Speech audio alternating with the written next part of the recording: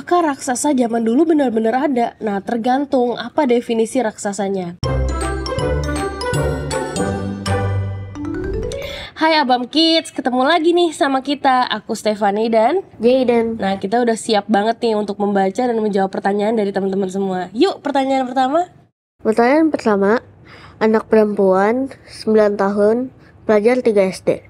Shalom Ci, bagaimana Nabi Musa mendapatkan air di gurun pasir bersama orang Israel? Nah, dari firman Tuhan berkata, yaitu dari bukit batu, Tuhan mengalirkan air. Oke, next question. Pertanyaan selanjutnya, anak laki-laki 8 tahun, pelajar 3 SD. Halo Kak, saya izin bertanya, apakah yang terjadi jika kita menjadi rohani? Kalau kita menjadi rohani, pastinya kita menyenangkan Tuhan. Karena rohani itu bukan cuma ke gereja ya. Dari sehari-hari hidup kita terus mikirin apa yang bikin Tuhan seneng. Dan pastinya itu kelihatan lewat hidup kita. Misalkan kalau kita makin rohani, kita suka berdoa, kita suka baca Alkitab, kita pasti gak suka berbohong, kita pasti gak mau ngelawan orang tua. Karena apa yang kita lakukan itu selalu menyenangkan Tuhan. Next. Pertanyaan selanjutnya, anak laki-laki 8 tahun, pelajar 3 SD. Apa yang dimakan bangsa Israel di padang gurun? Nah, apa sih yang dimakan bangsa Israel? Kalau teman-teman baca firman Tuhan, baca Alkitab, ditulis kalau bangsa Israel itu makan roti mana dan burung puyuh yang dikirim oleh Allah. Next question. Pertanyaan selanjutnya, anak laki-laki, pelajar 3 SD. Pada usia berapa Yesus mati? Kenapa ada 2 nama Maria, yaitu Maria dan Maria Magdalena? Oke. Yesus itu mati pada umur 33 tahun. Dan kenapa ada 2 nama Maria? Ada Maria dan ada Maria Magdalena. Yaitu yang satunya Maria ibu Yesus, yang satunya Maria murid Yesus. Next. Pertanyaan selanjutnya, anak laki-laki 9 tahun, pelajar 3 SD. Shalom Ci, mengapa Allah mengirim Yesus ke dunia? Nah, Allah mengirim Yesus ke dunia untuk menyelamatkan manusia, untuk menebus dosa kita semua. Dan pastinya apa? Juga untuk jadi teladan hidup kita. Oke, next question. Pertanyaan selanjutnya, anak perempuan 9 tahun, pelajar 4 SD. Shalom Ci Stefani, bagaimana cara supaya kita bisa sabar? Saya sudah mencoba, tapi tetap saja tidak bisa.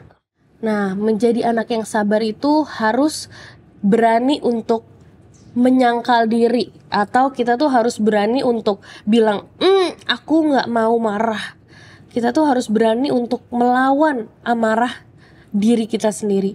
Dan itu bisa dilakukan lebih cepat untuk anak-anak yang sering berdoa. Bayangkan kalau kita suka berdoa di pagi hari pas kita bangun tidur, kita suka berdoa sebelum tidur, kita sering saat teduh sama Tuhan, kita sering diam di kaki Tuhan. Kita jadi tidak mudah mengucapkan sesuatu yang menyakiti Tuhan, karena kita berpikir 2 kali, Tuhan seneng gak ya kalau aku ngomong ini? Nah, makanya teman-teman kalau mau belajar sabar itu apa? Harus belajar berdoa. Biar kita tuh belajar teduh di kaki Tuhan. Dan yang kedua, kita harus belajar untuk menyangkal diri, atau kita harus belajar untuk menahan diri.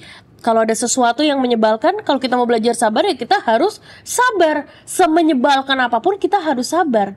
Bayangkan kalau misalkan kita gak ada lawannya, atau gak ada sesuatu yang bikin kita kesel, ya kita gak bisa sabar. Harus ada sesuatu yang menguji kita, yang membuat kita berlatih biar kita bisa sabar.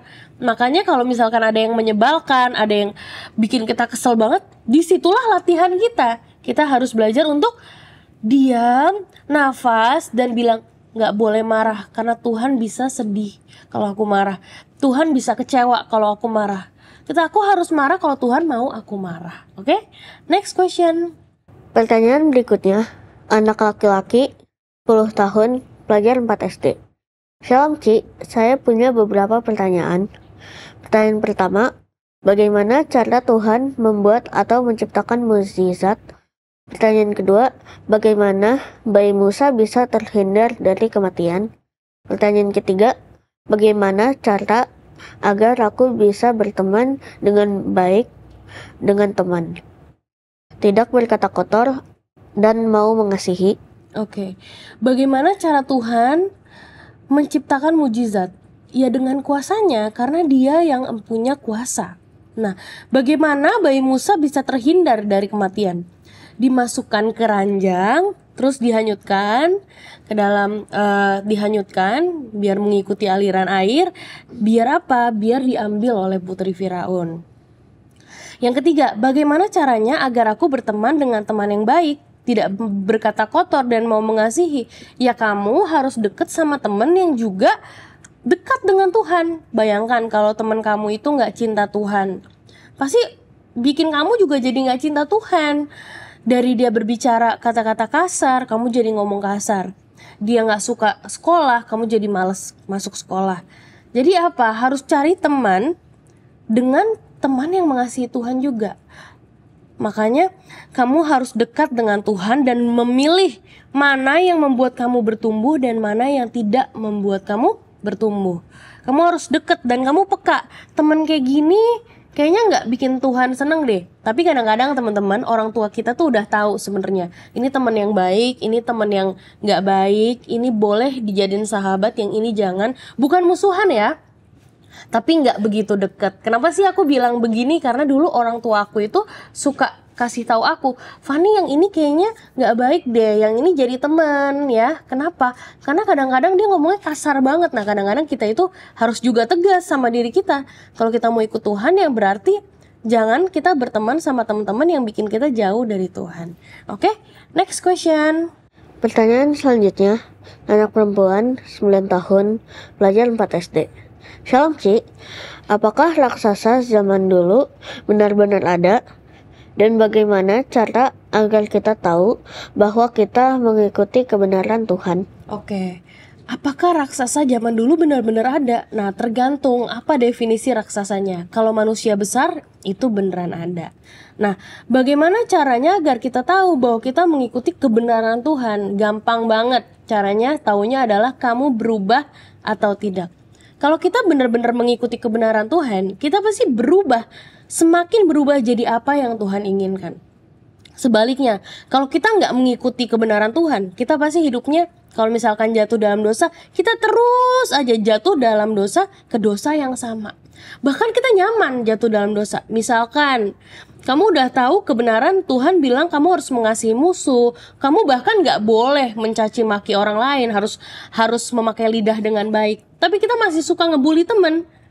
Apakah kita ikut kebenaran Tuhan? Tentu saja tidak. Kalau kita ikut kebenaran Tuhan, tiap hari kita pasti makin benar, kita pasti makin diubahkan oleh Tuhan, dan hidup kita itu pasti makin jadi berkat buat sesama kita. Next. Pertanyaan selanjutnya, anak perempuan 9 tahun, pelajar 4 SD. Ci, saya punya beberapa pertanyaan. Pertanyaan pertama, gimana caranya supaya kita tidak berbuat jahat kepada orang tua? Pertanyaan kedua, bagaimana cara kita untuk menyenangkan hati Tuhan? Dan pertanyaan ketiga, apakah keturunan Adam dan Hawa jatuh dalam dosa ya? Oke, gimana caranya supaya kita tidak berbuat jahat kepada orang tua? Ya kita harus tahu dan kita harus sadar bahwa ciri-ciri anak Tuhan itu yang benar adalah dia pasti menghormati orang tuanya. Gak mungkin anak yang mengasihi Tuhan itu jahat sama orang tuanya. Kalau kita benar-benar cinta sama Tuhan, kita pasti sayang sama orang tua kita. Dan teman-teman tahu, orang tua kita tuh sayang banget sama kita. Jadi kalau misalkan mama papa kita kadang-kadang marah, itu bukan sekedar marah karena mereka kesel, karena mereka takut kita gagal. Mereka nggak mau kita salah jalan bahkan di masa depan kita. Jadi kalau kita dengerin orang tua kita nurut, kita mengasihi orang tua kita, itu tabungan kita di masa depan. Dan cara menyenangkan Tuhan juga ada di situ loh. Waktu kita itu sayang sama orang tua kita. Nah yang kedua, bagaimana cara kita untuk menyenangkan hati Tuhan? Cara menyenangkan hati Tuhan adalah ketika kita punya kesempatan berbuat dosa, tapi kita nggak buat. Jadi kita menyenangkan Tuhan itu pas bukan waktu kita di gereja doang, waktu kita nyanyi, kita dengerin firman. Waktu kita di luar gereja ada kesempatan buat melawan orang tua, ada kesempatan untuk berbohong, tapi kita nggak ambil. Kita memilih untuk aku mau ikut Tuhan aja. Disitulah letak kita menyenangkan Tuhan. Nah, apakah keturunan Adam dan Hawa jatuh dalam dosa? Betul sekali. Karena apa? Karena Kain membunuh Habel. Oke, next question. Pertanyaan selanjutnya, anak laki-laki 8 tahun, pelajar 4 SD. Shalom Ci, aku punya beberapa pertanyaan. Pertanyaan pertama, apa yang dimaksud dengan hidup yang diubahkan? Pertanyaan kedua, bagaimana kita menghadapi teman yang iseng atau nakal? Dan pertanyaan ketiga, siapa yang menciptakan Tuhan? Oke, apa yang dimaksud dengan hidup yang diubahkan? Yaitu hidup kita makin hari semakin baik dan semakin menyenangkan Tuhan. Semakin hari semakin bertumbuh, semakin dewasa dan menyenangkan Tuhan. Yang kedua, bagaimana cara kita menghadapi teman yang iseng dan nakal? Harus sabar, itu yang pertama. Jangan membalas ya, harus sabar, jangan membalas.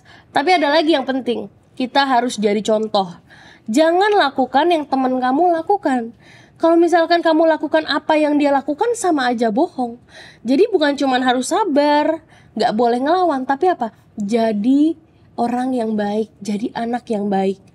Jadi berkat dengan cara kita jadi teladan buat teman kita. Dan yang terakhir, siapa yang menciptakan Tuhan? Nah, Allah Bapa itu sudah ada dari sananya. Jadi tidak ada yang menciptakan. Nah, teman-teman, pertanyaannya bagus-bagus banget. Dan kita akan melanjutkan ini di episode berikutnya, oke? See you!